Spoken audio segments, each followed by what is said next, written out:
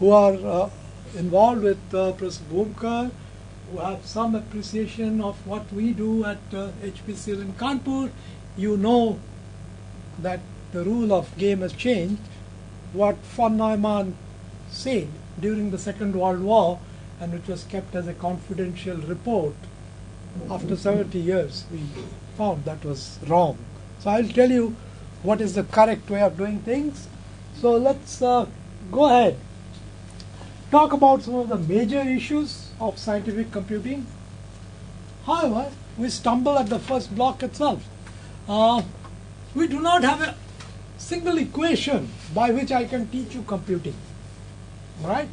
You may disagree with me. You say, look, I have this so-called holy grail of fluid mechanics. If I solve Navier-Stokes equation, it contains all the information. Right?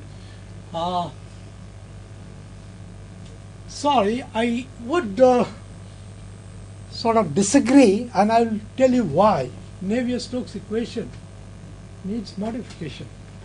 We have started some work in that direction.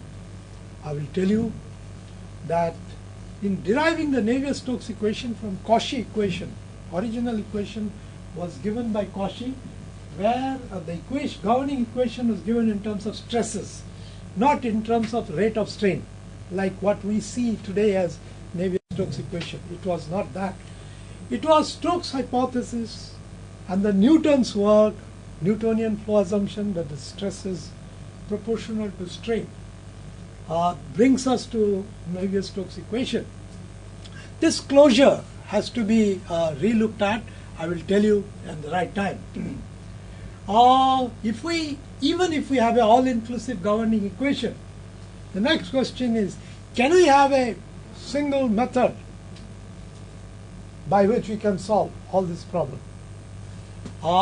Apparently there isn't. That's why there are so many commercial software cells in market.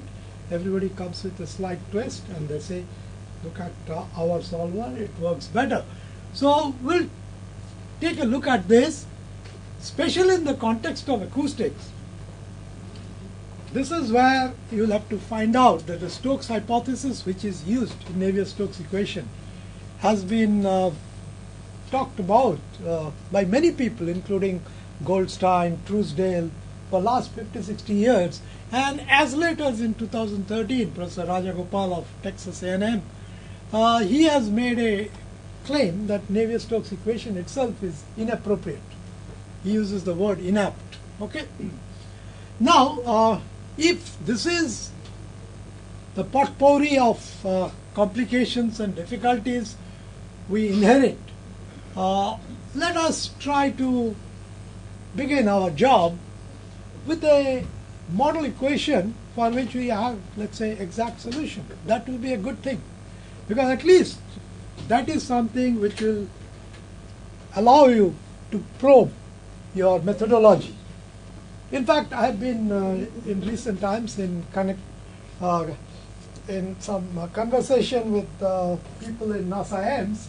They are trying to do some quantum mechanics, so quantum computing work. So I asked them the same thing, that I will give you an equation. Because in quantum computing, what they say, there is no such thing as right or wrong answer. Every answer comes with a probability.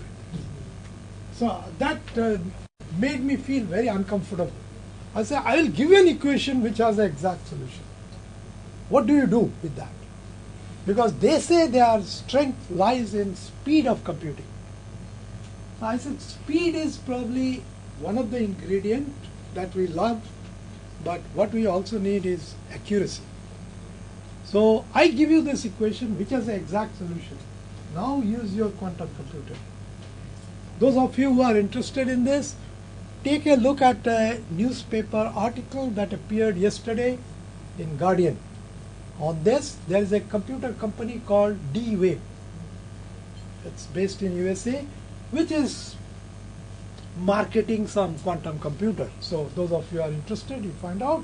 That article sums up very nicely that quantum computing does one set of work, whereas if you read the popular literature or the coffee table version, general version, you will find they will say, oh, quantum computers are coming and everything will be solved.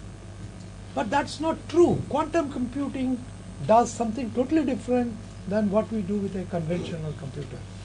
Okay, so I asked this group in NASA AIMS, can you do that? They said, we have never done it. I said, good, it's a good time to begin. So we are looking at it, some of it together. So I will tell you what I did. I just given them this simple equation, 1D convection equation. It's a Cauchy problem, so that you solve it in a from minus infinity to plus infinity. Boundary condition does not bother you. Whatever the initial solution you give, the same solution convects with the speed c. So if you give a initial condition prescribed, the solution is known forever.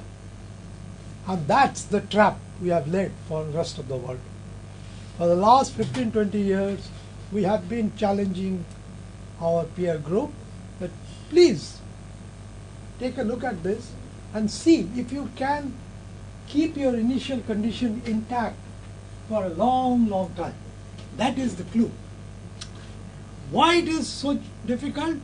Because this solution is non-dissipative. Unfortunately, computing started with heat equation. And heat equation has this inherent property